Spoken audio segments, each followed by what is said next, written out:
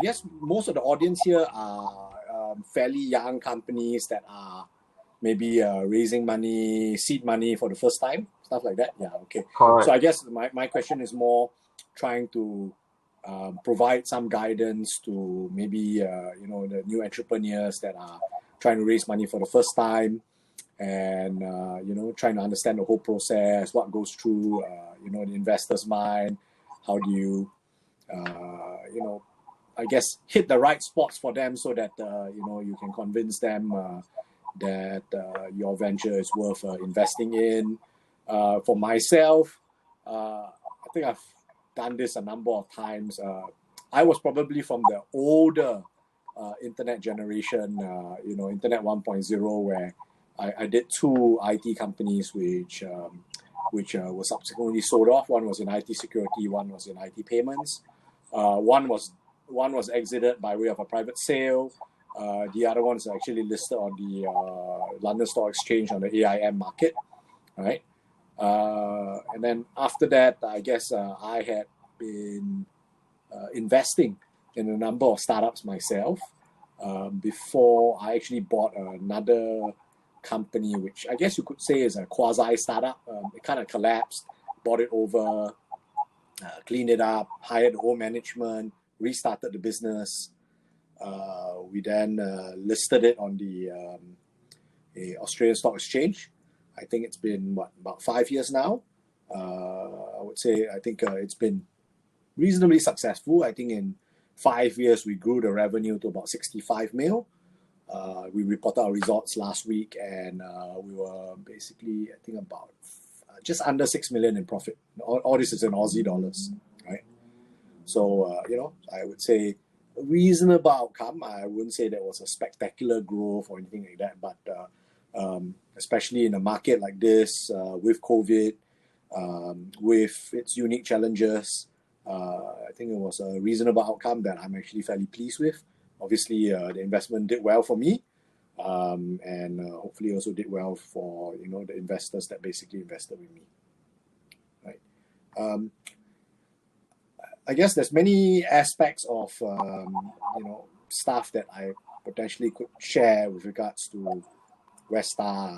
It's been an investment company that I've used for a good number of years, all the way from funding some of the startups that I've invested in, participating in maybe some of the S-chips or pre-IPO or IPO stage companies that were subsequently listed either here in Australia or in Singapore. Some of the heavy lifting was done by some of the big brokerages that worked with me during this stage, right? I also raised money privately, and that's quite interesting as well. It's a slightly different process when you are actually sitting on the other side of the table asking for money, and sometimes it's actually quite hard. When you go to investors and then they kind of ask you like, why do you need money? Can't you fund it yourself? And it's all. I think for me, it's always been more of a portfolio kind of approach that I take. I don't need to capture all the upside myself. Happy to share some of that. Similarly, happy also to basically, co-invest or invest alongside other investors as well, because that also reduces the risk. I've reached a point where I realize that not all transactions are going to go spectacularly. So it probably makes sense to diversify your risk and to kind of hedge it out as well.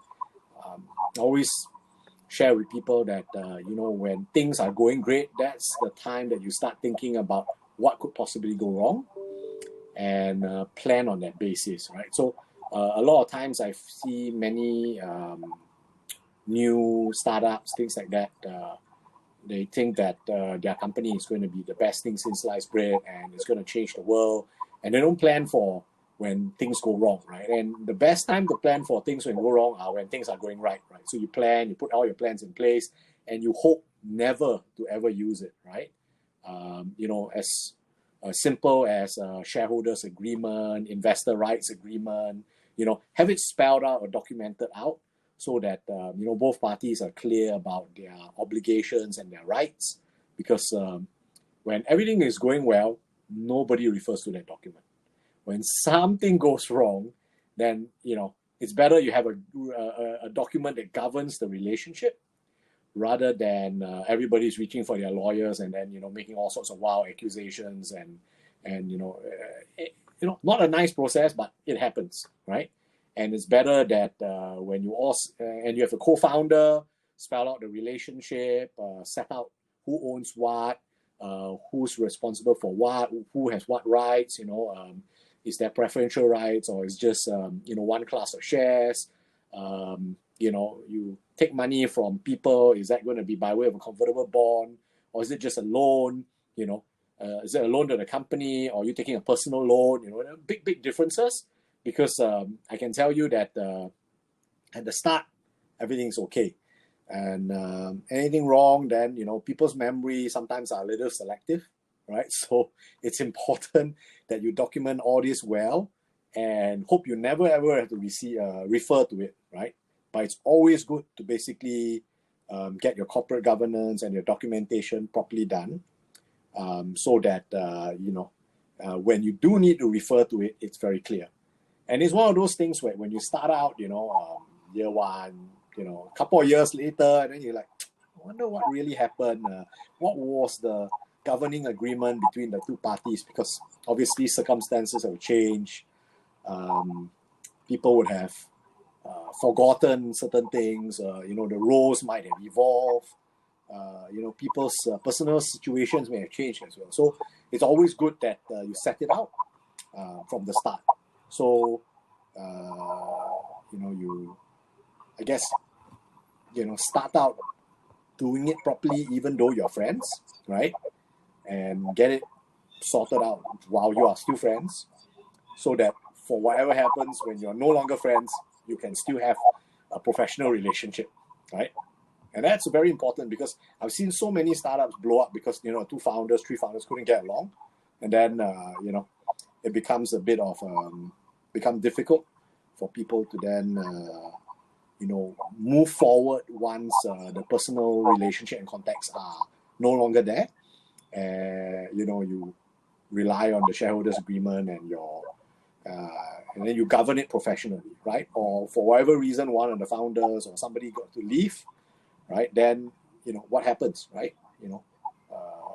Does the company dissolve? What happens to those shares? How do you adjust it so that one party is carrying more of the burden, and the other party maybe would have a reduced stake, but would still be part of the equation for all the sweat equity that they put in, right? Versus a situation where the founder let's say one of the co-founders walk out, but he still holds 50%. Then what do, right? Do you free carry the guy for 50%?